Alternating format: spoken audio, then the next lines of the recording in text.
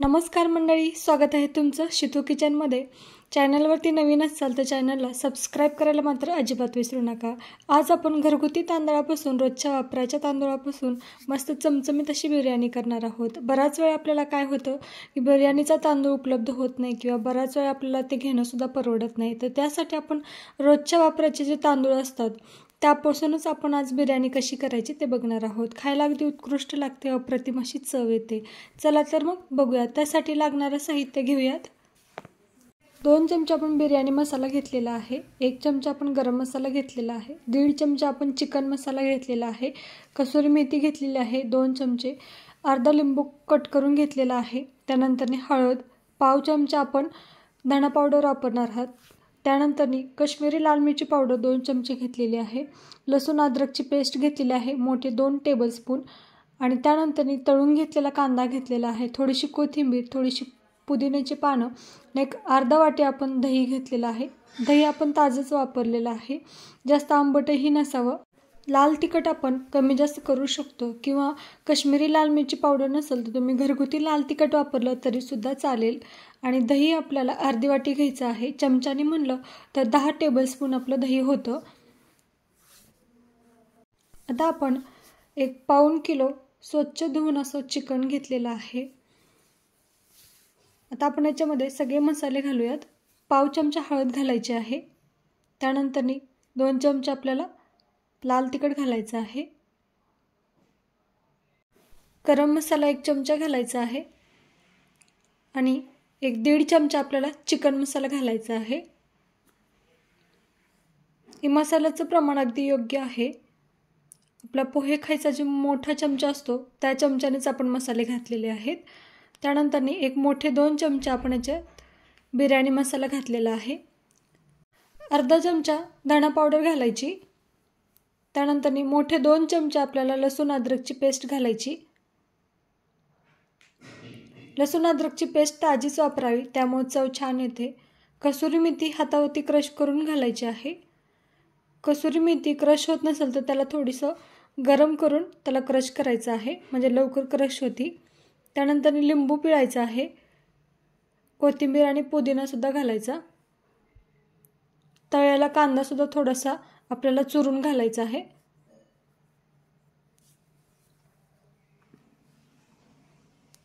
तळलेला कांदा सुद्धा खूप महत्त्वाचा आहे बिर्याणीमध्ये, याने सुद्धा खूप छान अशी चव येते आपल्या बिर्याणीला। कांदा आपण अगोदरच तळून घेतलेला आहे, त्यानंतर आपल्याला दही घालायचं।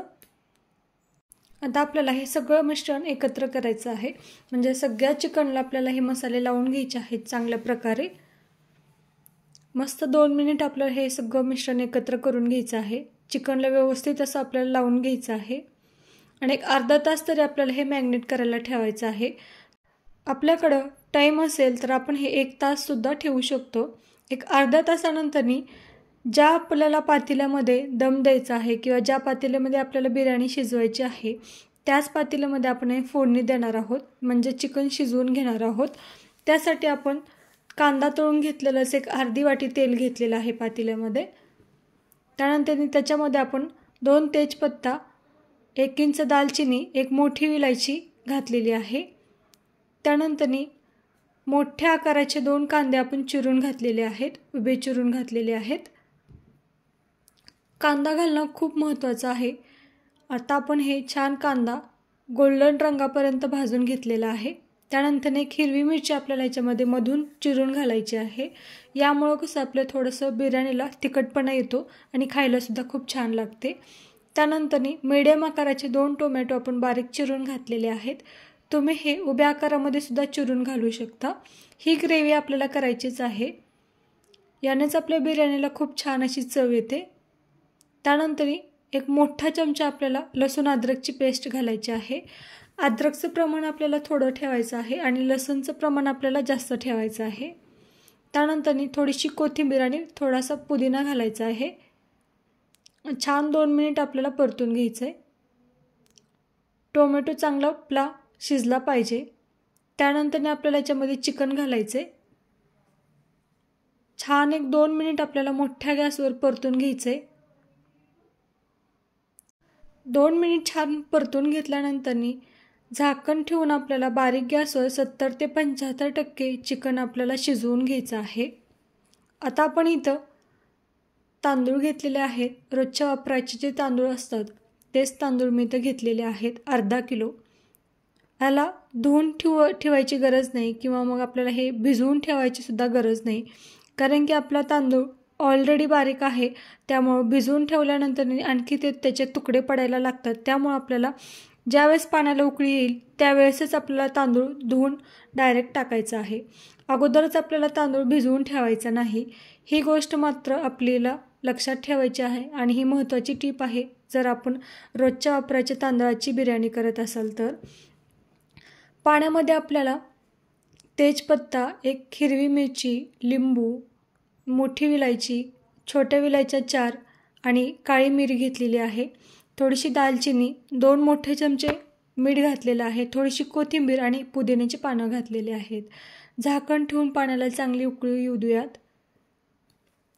पाण्याला चांगली उकळी आलेली आहे आणि तांदूळ मग आपल्याला ह्या स्टेजला धुवून डायरेक्ट पाण्यामध्ये घालायचे आहेत.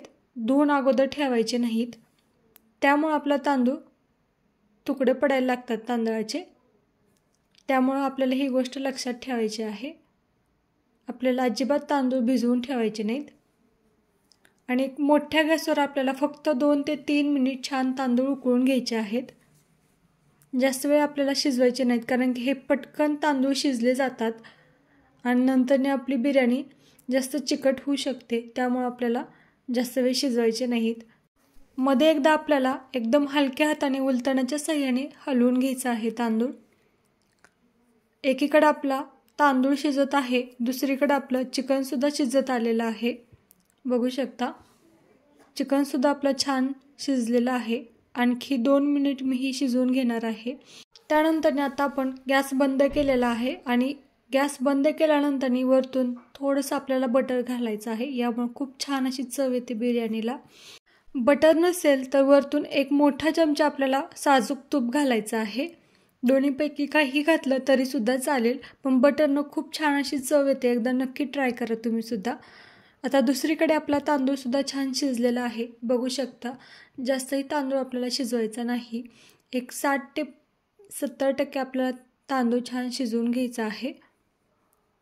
मस्त असा तांदूळसुद्धा आपला शिजलेला आहे आणि चिकनसुद्धा आपलं छान शिजलेलं आहे. आता यातलं मी निम्मं चिकन काढून घेणार आहे वरतून लेअर करण्यासाठी. यामुळं काय होतं माहिती का, पूर्ण बिर्याणीमध्ये आपल्या चिकनचा फ्लेवर बसतो आणि बिर्याणी खायला अगदी एकसारखी लागते आणि तांदळालासुद्धा आपल्या भातालासुद्धा छान असा चिकनचा फ्लेवर लागतो. त्यामुळे आपल्याला हे वरतून लेअर घालायची आहे. नक्की तुम्हीसुद्धा एकदा घालून बघा वरतून लेअर चिकनची. आता आपल्याला यातलं मी निम्मं चिकन काढून घेतलेलं आहे आणि तांदळाची लेअर घातलेली आहे. तांदूळ छान असं पसरवून घ्यायचा. त्यानंतर आपल्याला वरतून चिकन घालायचं आहे. शक्य होईल तेवढी मी खालची ग्रेव्ही वरतून टाकत आहे वरच्या लेअरला. त्यानंतर कोथिंबीर, थोडीशी पुदिना आणि चिकन मसाला वरतून थोडासा घातलेला आहे.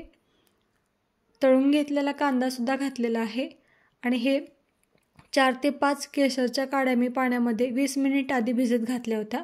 ते सुद्धा मी इथं घातलेलं आहे. याने बिर्याणीला रंग खूप छान येतो. किंवा मग तुम्ही इथं फूड कलर वापरला, खायचा कलर वापरला तरीसुद्धा चालेल.